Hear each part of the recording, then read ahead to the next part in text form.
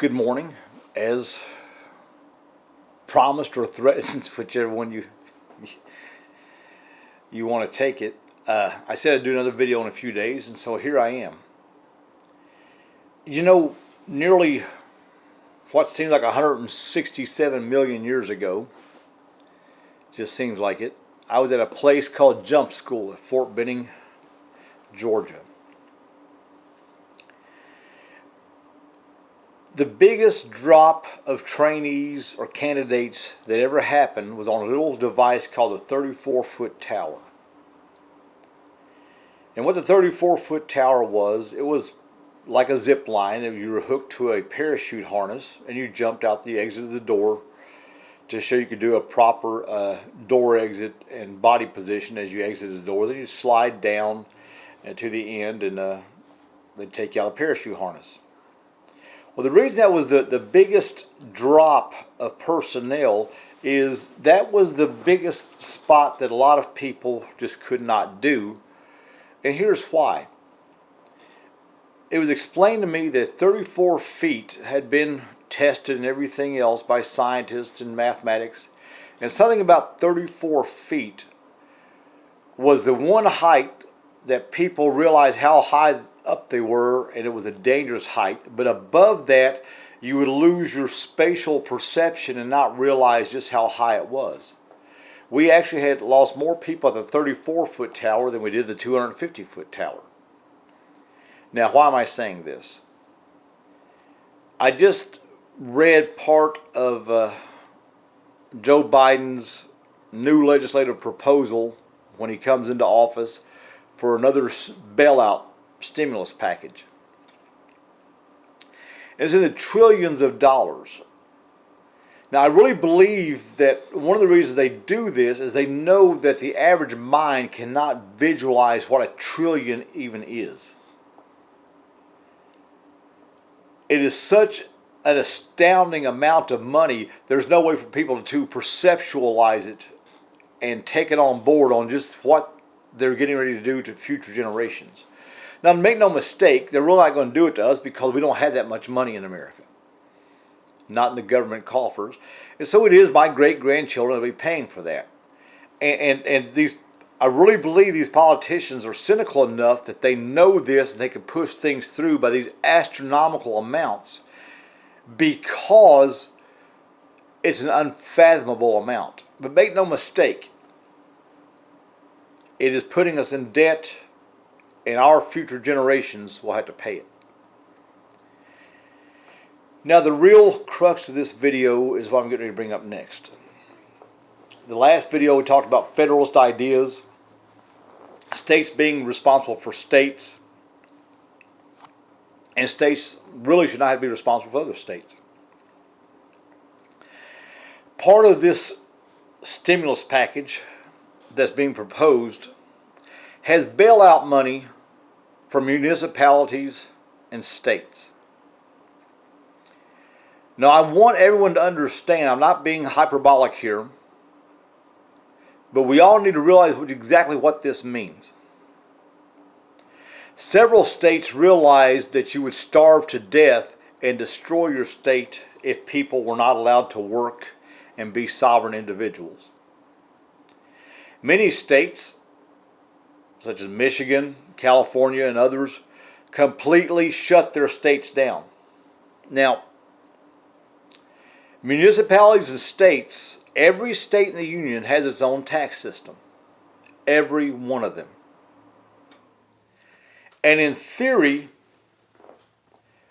their public services and their own state infrastructure should be supported by their state taxpayers. If and when this bailout goes through, make no mistake, here's what's happening. Here in Tennessee, we've been allowed to work. Lots of other states have been allowed to work. Arkansas, the Dakotas, I think to some degree North Carolina. I'm sure there are others. This whole time they have been working and paying taxes. That money is now being taken by the federal government and given to states who did not work. Your labor ensures an overinflated pension system for Chicago that they refuse to pay for themselves. There's no other definition except for the fact you have been enslaved so that you could take care of certain municipalities, states, and local governments that refuse to work. Right now, LA is still shut down. LA has a larger population than several states combined. While they are a home, and while they are absolutely imprisoned by the LA County system and unable to take care of themselves, you have been working so that you can pay for their fire and police. Make no mistake about it. Certain red states are going to be punished and enslaved and have their goods removed to send somewhere else that did not work. You worked to pay for police, fire, social services, and all the homeless services in San Francisco without any vote in what they were spending their stuff on. They've had insoluble practices for years, for decades, and now you, who have been working, are going to pay for it. Guys, we've got to hold our elected officials accountable. Again, it's going to be hard. Because what's going to happen next election is going to be Republicans. Well, if you don't vote for us, these socialists are going to take charge. Well, remember, we had Republicans we had a Republican Senate the last part of President Obama's term. Mitch McConnell went along with everything he said.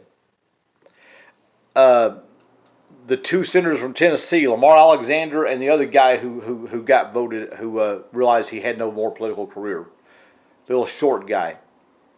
They went along with everything President Obama wanted to do. They could not say no. And as long as someone tossed them a couple financial bones in order to placate some of their donors in their home states, they did not care about me or you or any other working class taxpayer. Do not forget that. So when they threaten, well, if you don't vote for us, then we're going to lose the election and it'll be a Democrat-controlled House and Senate. Again, what have the Republicans done?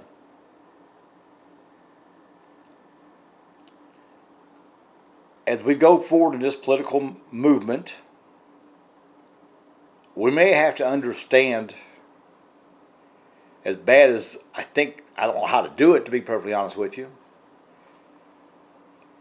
but many on the more leftist side of the political spectrum are trying to force people who don't agree with them into a separate economy. There will be some research done as we get more committee members together on exactly what rights the states have in saying no to excessive taxes for things that should not be taken care of per our Constitution. Again, please like, subscribe, and comment. You guys don't. I'm starting a conversation. I shouldn't be in charge of anything. I'm simply trying to start a conversation, and we need all of you to input. Share this video, comment on it, even with people who may be ideologically different from you politically. This is a movement in which people need to understand that they can rule themselves in their own municipalities and states. Regardless, again, I'm not going to say the whole thing all over again, but it is okay if Californians have different ideas of how their stuff should be ran from what we do here in Tennessee. But they also will not have the freedom to do that with this overarching federal government in which states refuse to say no. So again, let's get some people together. Let's talk about this. Let's see how we go forward. Because, guys, the days of counting on our elected officials to do anything, sadly, they're going to do nothing. They're going to do nothing. So, let's pray about it. Let's talk about it. Let's see how we go forward. And lastly, although things may seem bleak to some people on a political scale, I read the back of the book. I know who wins. So let's just go forward and make things right. Give me a holler. Love y'all. We'll talk to you later. Bye-bye.